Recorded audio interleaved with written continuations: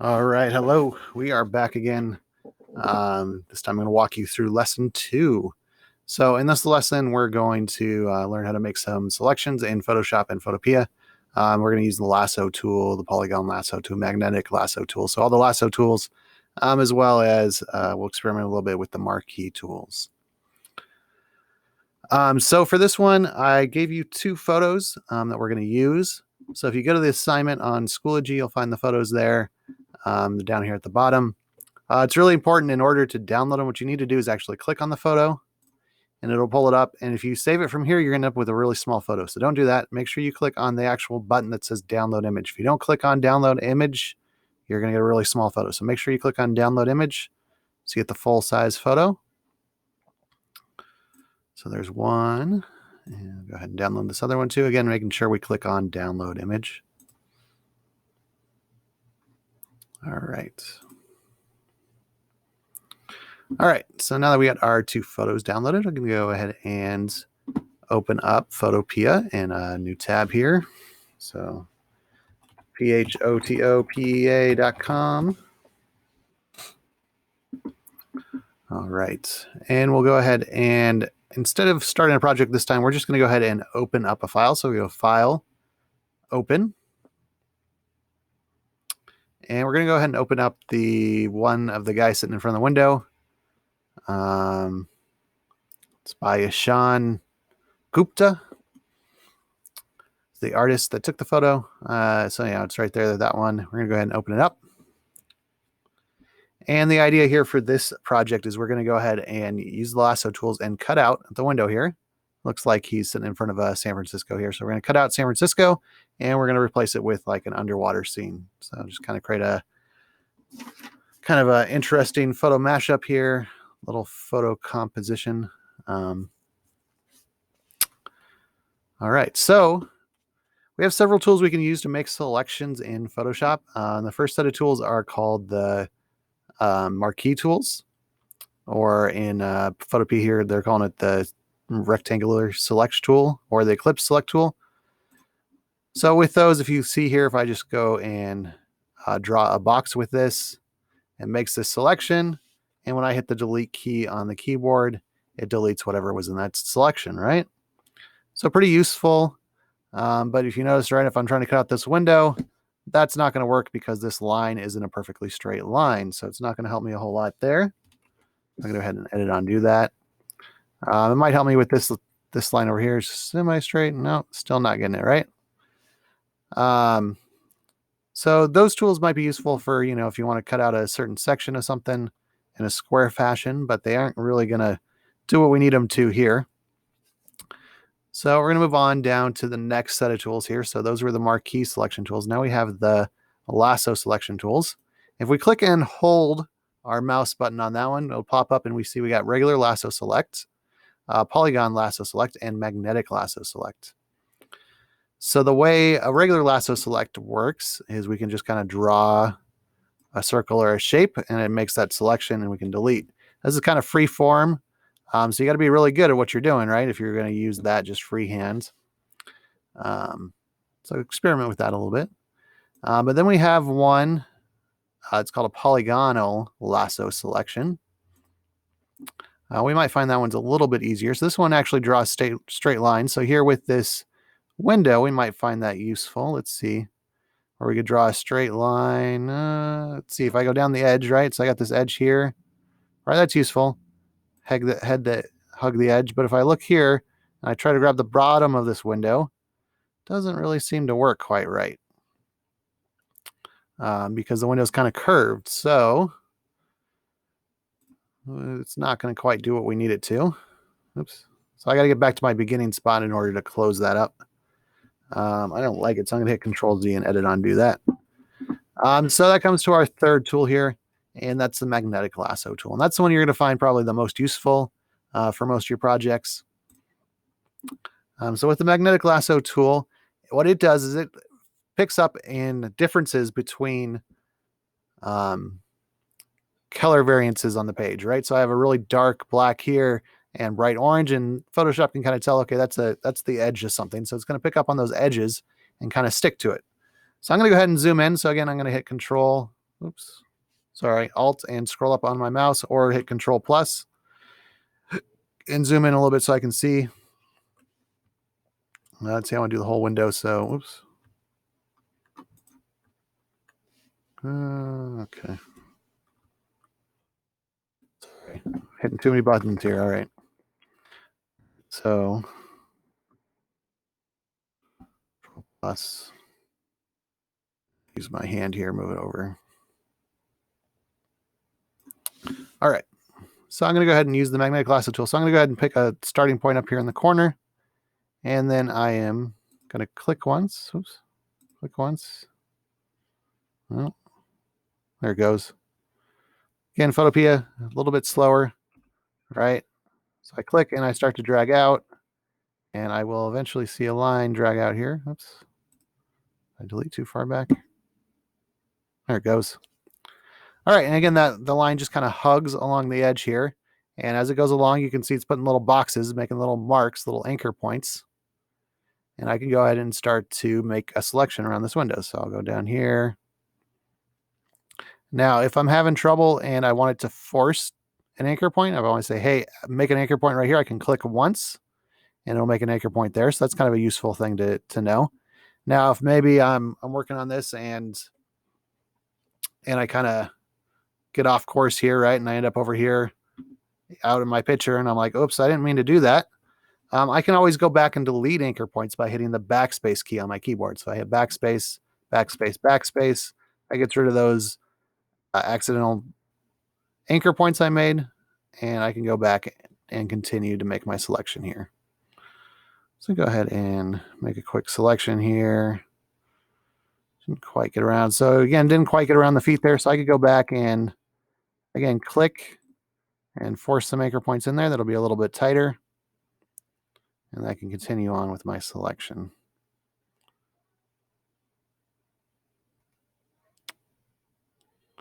And I get over here to the wall and I'll click on it, the edge of the photo. Oh, and now I'm having a crazy problem here, right? It's not quite wanting to grab onto the edge of that, the edge of the picture there. So I can backspace and I can try to force it with a bunch of clicks. Again, still not super great, but I'll go back to the beginning here and it'll go ahead and make a selection. So everything on this side is selected pretty well, right? Bottom can be cleaned up a little bit, but this edge is pretty rough because it kind of jumped all over the place on me. So what I can do actually with our selection tools here, which is pretty useful, is you can add or subtract from your selection. So in this case, I want to go ahead and add to my selection, add all that. And again, because this is a straight edge, we found that the polygon lasso tool works pretty well. So I'm going to go ahead and use the polygon lasso select. And what I do is I hold down the, let's see here. Oh, so this one. So if I hold down the Alt key, that would be subtract from my selection. Sorry, I got to kind of refresh myself in Photoshop here. So if I hold down the Shift key, that is add to my selection, or in Photopea, they call it unite. You also have these options up here. It looks like it pops up here at the top, which Photoshop doesn't do this, but Photopea does. So that's kind of nice. Kind of tells you, you can actually click on unite if you want to click on it rather than holding down the Shift key. But I'm used to using the Shift key, so I'm going to do that. Zoom out a little bit. All right. So I'm going to go ahead and holding down the Shift key, go ahead and make this straight line down here along the edge. And then I'll just go out into my photo here. And ooh, there we go. Looks like it's still kind of missed a little section here. So I'm going to go ahead and actually just click on this Unite button because the Shift button was kind of doing some weird stuff with my line, forcing me to kind of keep it either at a right angle or a 90-degree angle. So, all right, so go ahead and select that. All right, so I got that all selected. And then down here along the bottom, it looks like I didn't do a great job of this windowsill, so I might actually just switch over to the regular lasso select tool and just kind of freehand that. And in this case, it looks like I overdid it, so I actually want to subtract from my selection here. So I'm going to go ahead and choose the subtract option. Oops. That deleted everything. Let's try that again. Okay, so I click and hold, make a selection, and subtracted. So that was actually not super great. So let's try it again. There you go. It's a little bit better. So I can either use the lasso select. I'm going to try the magnetic lasso and see if I can get it with that. I try this again. Here we go. Oh, no. And I'm hitting Control Z when I mess up like that. That's edit on do. So if I accidentally click and delete more than I want to, Control Z works pretty well. I'm just going to use the polygon lasso. Straight line's better than nothing. I went the wrong direction on that.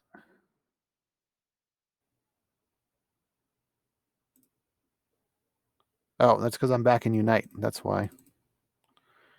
I want subtract. There we go. So hang on, back to subtract. Make a selection there. Again, this is just kind of cleaning up my selection, making it look nicer.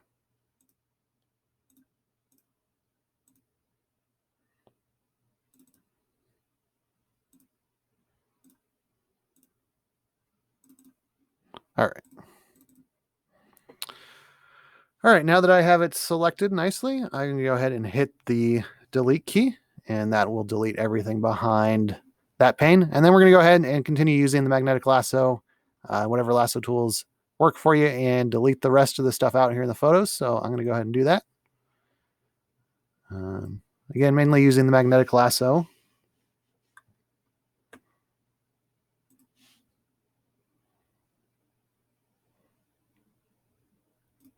And again, I set it back into just the regular selection option. We don't need to add to our selection or subtract from our selection in this scenario. So I'm going to start by just kind of cutting out the guy here.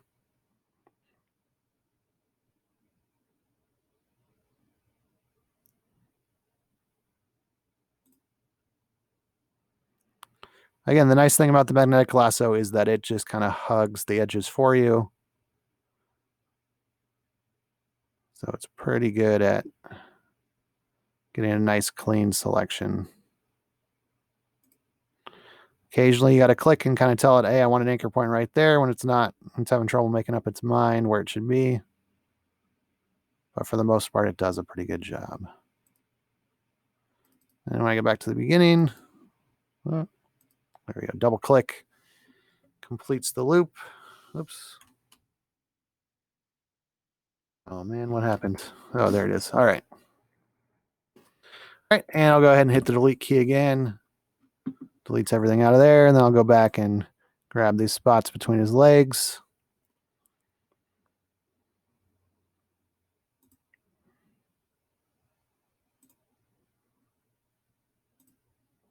All right, I'll delete that. And the spot here behind his back.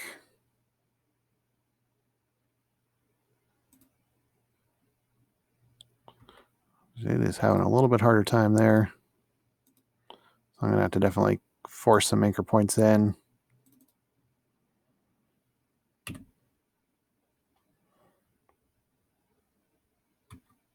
we go.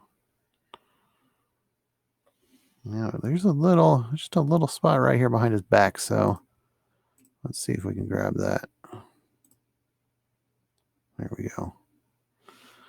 Zoomed way in to kind of pick that up. For some reason, it's missing just this little section right here. There we go. All right. So that side's cut out, and we'll go ahead and cut out this other window too. Oh man, Photopea is so trippy. It goes just a little bit slow. Okay, I'm not going to worry too much about this at one edge because I'll come back and grab it with the polygon lasso. Oh, what happened there?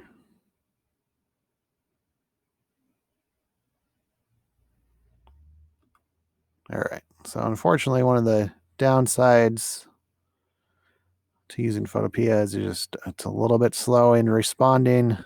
Makes it a little bit funky as you try to do this. So I'm going to zoom in again so I can pick up this edge a little bit better. It's having a little bit of trouble picking up the edge, so I'm kind of forcing the anchor points in.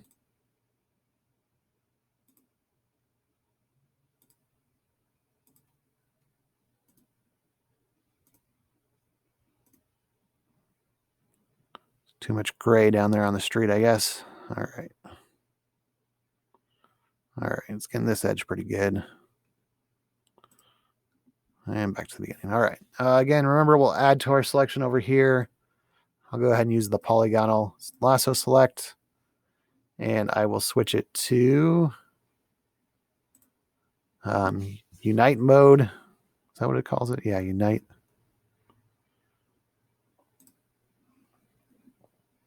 And just kind of draw a straight line over here and then go out. Up. And back to the beginning. There we go. So I got that window all selected out. I'm going to go ahead and hit the delete key, delete everything. I'm going to go up to select and choose deselect and get out of the selection tool. So I'm going to move back to the move tool. And there we go. I got my guy with the windows cut out. This checker box pattern here kind of indicates that there's nothing in the background, right? There's no white. It's just checker box pattern means that it's just transparent or see-through. So, which is good. That's what we want, because we're going to go ahead and put a different image back here in the background. We're going to make it look like he's underwater. All right. So he's got a house underwater and there's a bunch of sharks outside. All right. So we're going to go ahead and go up to File, and in Photopea, we're going to choose Open in Place. Remember, in Photoshop, they call that Place Embedded. But in Photopea, we call it Open in Place. So we'll go ahead and go File, Open in Place. And then we'll go find our other image there of the sharks underwater. Looks like it's by Jacob Owens. We'll go ahead and open that up. All right, so I went ahead and we put in that picture of the shark, but it's covering up my guy, right? Covering up my guy in my windows. I can't see him anymore, so it's a problem, right? So first off, I am going to go ahead and resize it. So I'm going to go ahead and make sure I'm in the Move tool and make sure I have Show Transformation Controls selected. And then I'm going to hold down the Shift key, and I'm going to blow it up so that it fills up the whole screen here.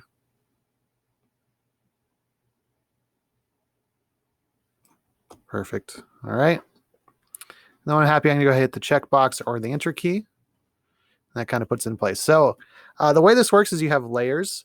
And so you kind of think of layers as what's on top of what, right? So over here in our layer panel, we want to put the background layer on top of this new layer that we just imported. So I'm going to go ahead and click on background and drag it up on top. And there we go. Now we got the guy sitting in front of a window full of sharks, right? So pretty cool, kind of out of this world kind of a image. So the last thing we want to do is maybe just add kind of a glow to really make it look kind of magical or dreamy like. So we'll go down here, we'll click on the background layer, and again, we'll click on our effects. And one of the effects we have, right, last time we used drop shadow and we used stroke. This time we're going to mess around a little bit with some inner and outer glows. So let's click on outer glow. And first off, the color here that they have by default is yellow, not my favorite. And we're going to switch that to, let's switch it to white for right now. So I'll click up here into the top right-hand corner, get some white. Or actually, I can click on the white box right there, and then we'll hit OK to save that selection. All right. And then again, we'll mess here with the size so you can start to see the effect. All right. So there's kind of a white edge. I can adjust the spread a little bit. See how that affects it. Again, the response here on Photopea is just a little bit slow. So I actually want to keep the spread way down. And just keep the size up. All right, that's kind of cool. We can also add some inner glow. Let's see what that looks like. I'm going to change the color of the inner glow, though. and change it to like a blue color. So I'm going to click here on the blue on the page, and then I'm just going to lighten it up a little bit. All right, hit OK. And then let's see what happens when we start messing with that.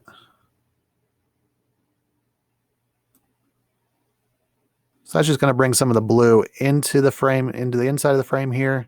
So it looks like it's kind of spreading over. Yeah, just a little bit. All right. So again, you can mess around with those until you get it kind of looking the way that you like. But creates kind of a cool effect here. Outer glow. I'm going to turn this down just a little bit.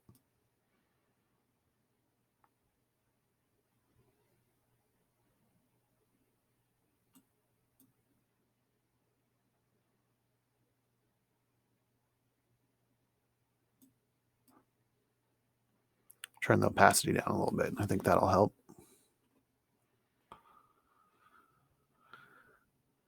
All right. So we'll hit OK.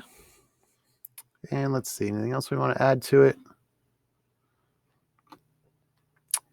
Oh, another thing we can do is we can adjust the exposure. So if we want kind of the shark layer here, if I click on that, we can kind of make it brighter or darker to kind of make it match our image a little bit better.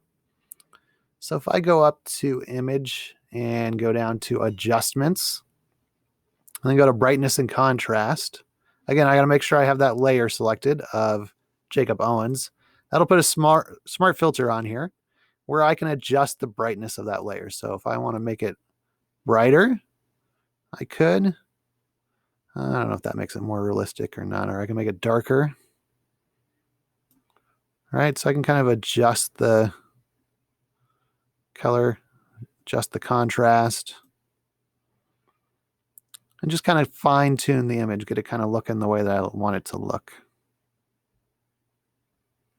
So in this case, I'm bringing the brightness down a little bit, and I brought the contrast up a little bit. And I kind of like the effect that gives it. So it looks a little bit better. We'll go ahead and hit OK and save it. And that is it. So we'll go ahead and again, to turn it in, remember you got to go up to File and go to Export As and choose JPG for JPEG. Again, 70 to 80% quality. Click Save. And then remember to give it a name and pay attention to where it's going, right? It's probably going into your downloads folder. And give it a name you'd recognize. So I would name it something like Lesson 2 so that I know what it is, right? And my last name. All right, and then you'll turn that into Photoshop. So, all right, so good luck, have some fun, and we'll see you next time.